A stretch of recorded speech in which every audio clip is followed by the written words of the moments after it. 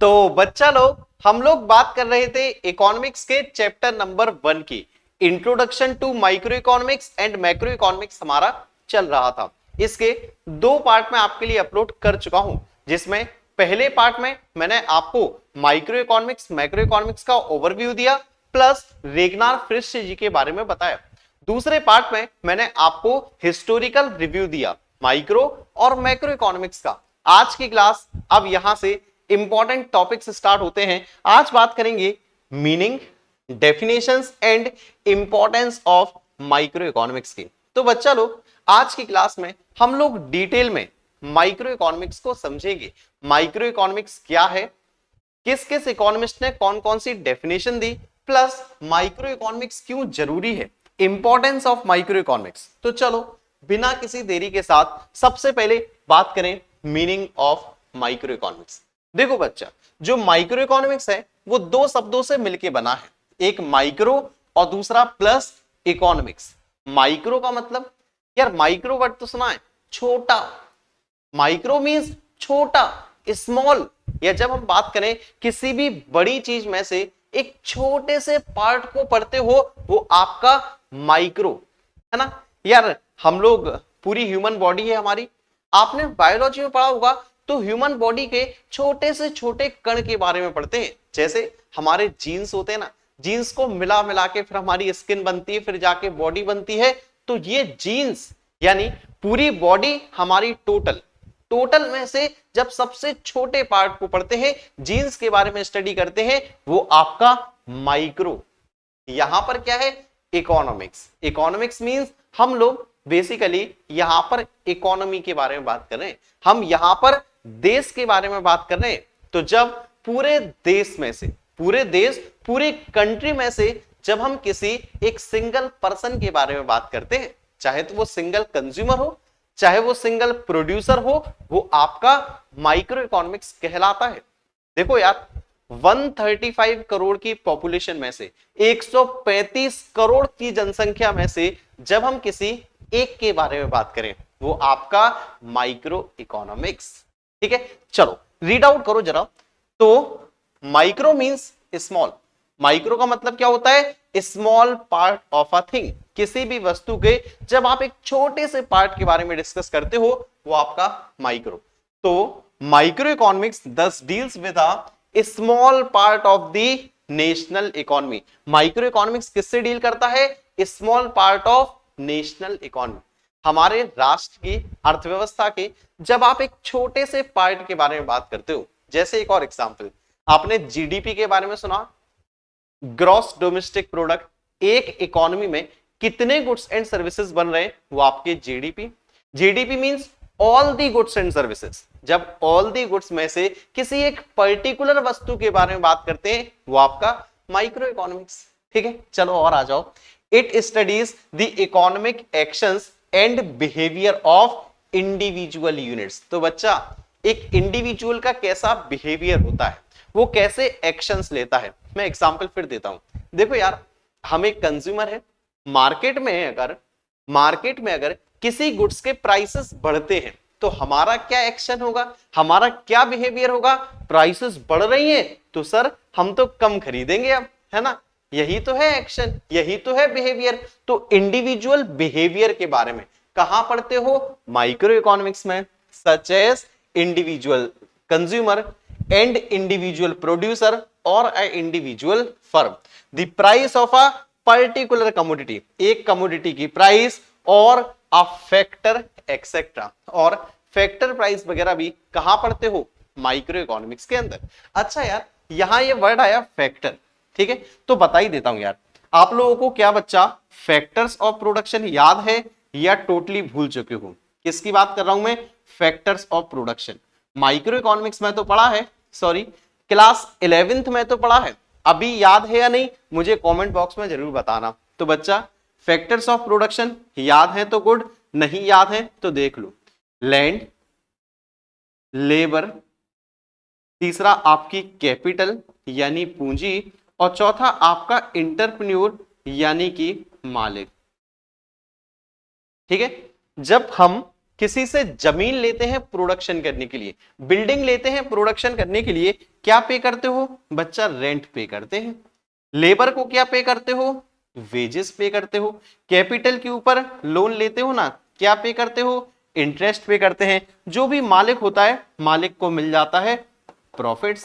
ठीक है, तो ये जरूर याद रखना यार, बाई चांस भूल गए हो जरूर याद रखना। Factors of production, land, labour, capital और एंटरप्रेन्योर। लैंड के ऊपर रेंट, लेबर को वेजेस, कैपिटल के ऊपर इंटरेस्ट और एंटरप्रेन्योर को प्रॉफिट्स, क्योंकि ये भी बेटा आगे चल के आएगा भी। चलो मीनिंग तो हो गई, अब जरा आ जाओ डेफिनेशंस। ठीक है, अच्छा एक बात बताओ, मीनिंग और डेफिनेशन में दोनों अलग अलग चीजें, पता है ना क्या होता है?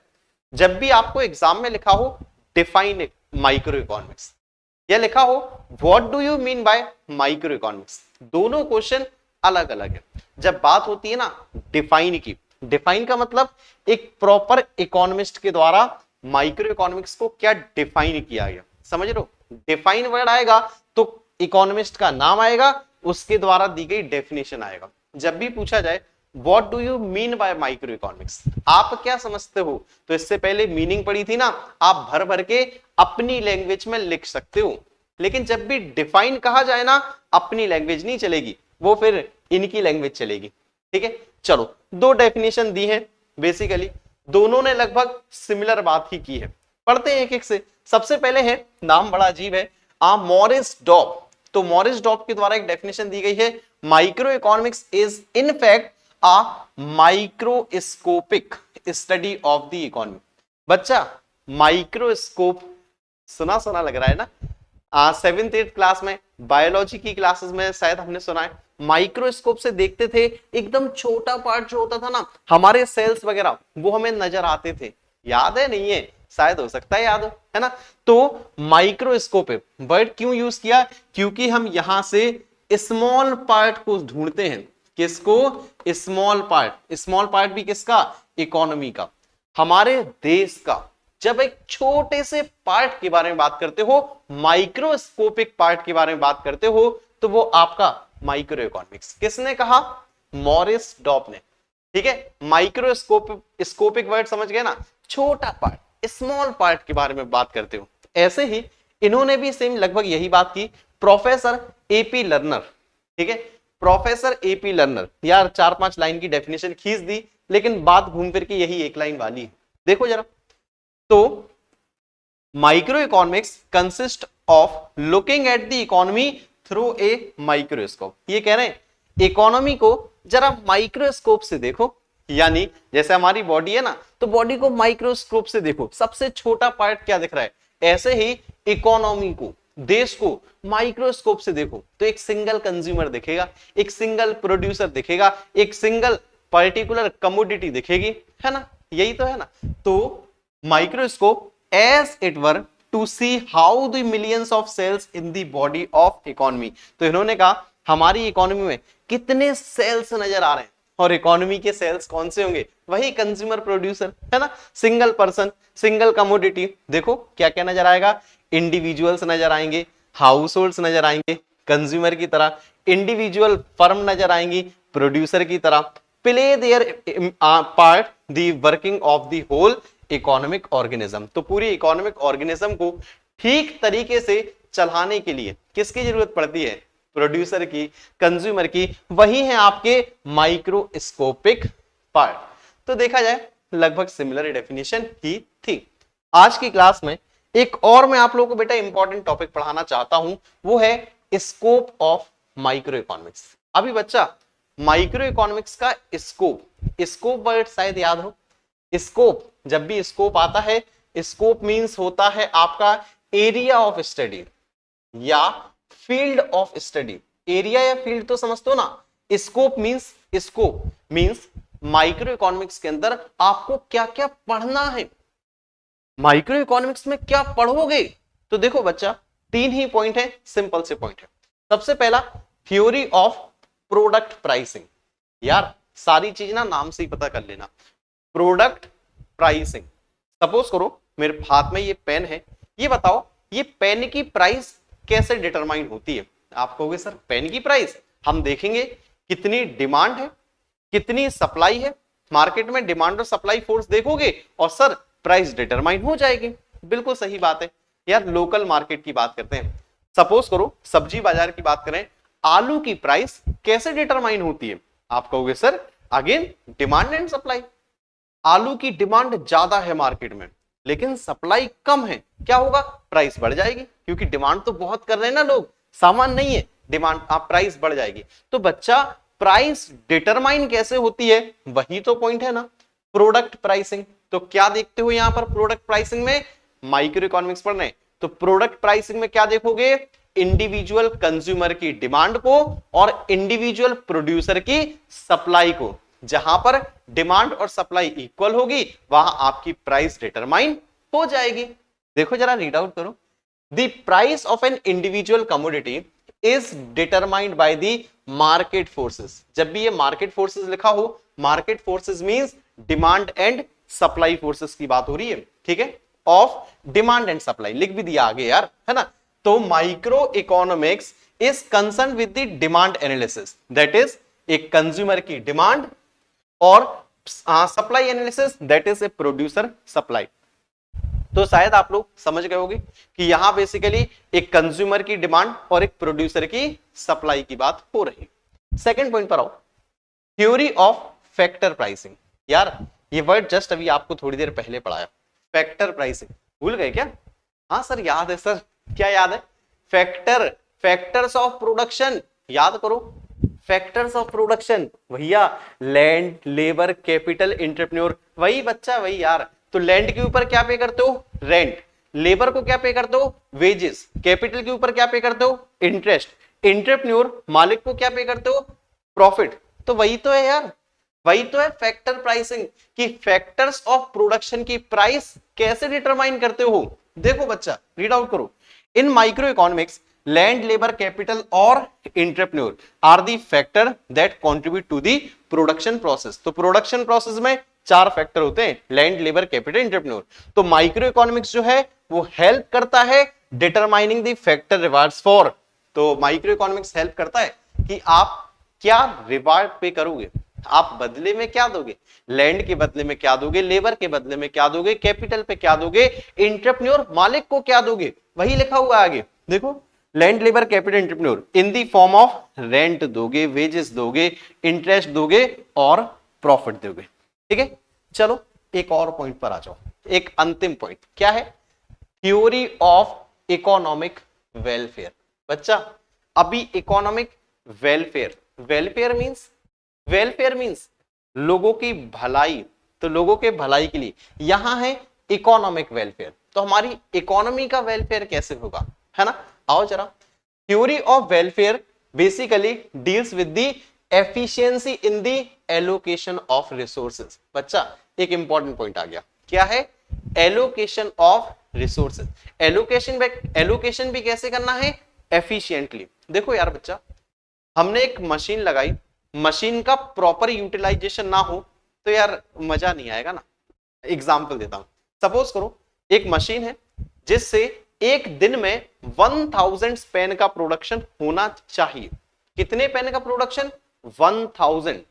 लेकिन आप प्रोडक्शन कर रहे हो मात्र 600 पेन का, होना चाहिए 1000 का, आप कितने का कर रहे हो? 600 का। क्या बच्चा रिसोर्सेस का फुली यूटिलाइजेशन हो रहा है? क्या रिसोर्सेस को आपने सही से एलोकेट किया है? आंसर होगा नहीं। आपको बच्चा जब तक रिसोर्सेस ठीक से एलोकेट नहीं होंगे तब तक सोशल वेलफेयर मैक्सिमम नहीं होगा, तब तक इकोनॉमी का वेलफेयर नहीं होगा। तो हर एक बात किस पे डिपेंड करती है? Allocation of resources. Efficiency in the allocation of resources is attained when results in maximization of satisfaction of the people। कैसे पता चलेगा कि रिसोर्सेस का एलोकेशन सही हुआ या नहीं हुआ? तो आपको पता चलेगा maximization of the welfare of the society. अगर सोशल वेलफेयर मैक्सिमम है, लोगों को ज्यादा बेनिफिट हो रहा है, इसका मतलब आपने रिसोर्सेस को ठीक से एलोकेट किया है। और अगर सोशल वेलफेयर ठीक से नहीं हो रहा है, इसका मतलब आपने रिसोर्सेस को ठीक से एलोकेट नहीं किया। चलो इसके अंदर 3 पॉइंट आते हैं। Efficiency in production. बच्चा प्रोडक्शन इस प्रकार से करो कि रिसोर्सेस तो कम वेस्ट हो और प्रोडक्शन ज्यादा से ज्यादा हो, तो प्रोडक्शन में एफिशिएंसी। मैक्सिमम प्रोडक्शन करना है विथ मिनिमम कॉस्ट, कम से कम खर्चे में, कम से कम रिसोर्सेस को बर्बाद करके। सेकंड, एफिशिएंसी इन कंजम्पशन, बच्चा कंजम्पशन में एफिशिएंसी लाओ, गुड्स एंड सर्विसेज को ज्यादा से ज्यादा लोगों को कंज्यूम करवाओ। मैं कहना चाहता हूं यहां से सोशल वेलफेयर होना चाहिए। क्या होना चाहिए? सोशल वेलफेयर, यानी ऐसा ना हो गुड्स को सिर्फ और सिर्फ अमीर ही कंज्यूम करे, अमीर के साथ साथ थोड़ा सा गरीबों का भी ध्यान रख लो। तो गुड्स को इस प्रकार से कंज्यूम किया जाए कि अमीर और गरीब दोनों का पेट भर सके, है ना। तीसरा आ जाओ, ओवरऑल कंजम्पशन एफिशिएंसी। तो production plus consumption equal to overall economic efficiency, यानी मैक्सिमम सोशल वेलफेयर, तो वो आपका ओवरऑल इकोनॉमिक एफिशिएंसी। तो बच्चा लोग 3 ही पॉइंट थे, देखो बड़े सिंपल से पॉइंट थे। पहला, product pricing, demand and supply forces, demand supply force market forces याद होगा, है ना। Factor pricing, factors of production, land labour capital entrepreneur. और आपका तीसरा, इकोनॉमिक वेलफेयर, कैसे होगा? प्रोडक्शन से, कंजम्पशन से, और ये आपकी बाकी सारी एलोकेशन ऑफ रिसोर्सेस से। तो बच्चा लोग फिलहाल इस क्लास के लिए बस इतना ही।